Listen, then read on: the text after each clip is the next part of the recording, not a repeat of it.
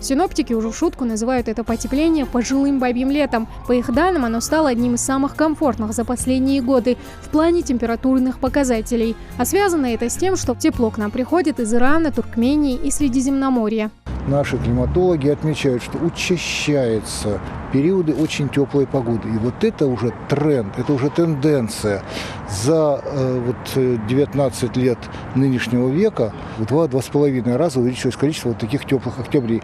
И, конечно же, климатологи связывают это с потеплением климата, глобальным потеплением климата. А региональные последствия изменения климата вот мы ощущаем здесь. Возможность насладиться погожими деньками не упускает и Дали Султыгова. Свободное от учебы время она старается целиком и полностью посвящать долгим прогулкам на улице. И для здоровья полезно, и душа радуется окружающей красоте. Тем более, что в Ингушетии сейчас стоит настоящая золотая осень. Деревья окрасили в желтые и красные тона, повсюду летает паутина, а сентябринки пока не торопятся отцветать. Погода очень хорошая, мы можем одеваться легко, просто не надо носить куртки, ботинки, зонтики, все остальное. В сравнении с прошлым годом это прекрасная погода, солнышко, на сердце хорошо, и общаться можно, ходить, гулять. Под дождем не надо стоять. Но несмотря на теплую погоду днем, вечером столбики термометров не спешат подниматься выше плюс 10-12 градусов. Поэтому без отопления уже не обойтись. Приходится утепляться и по пути на работу. У нас вообще в этом году было немного необычно.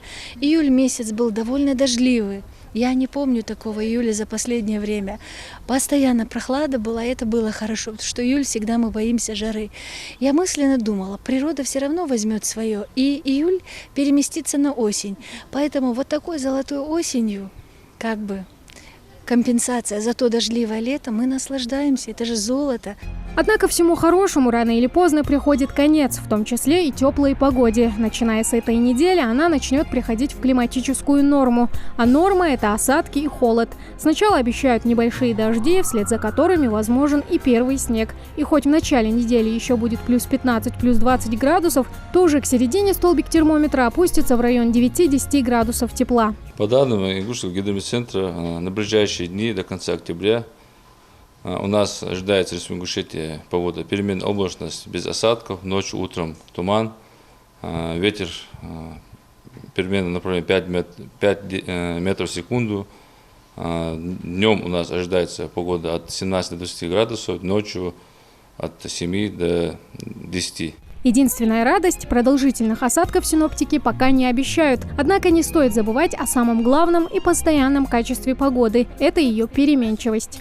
У природы нет плохой погоды, каждая погода – благодать. Тамара Хшагульгова, Асхаб Белакиев, Новости 24.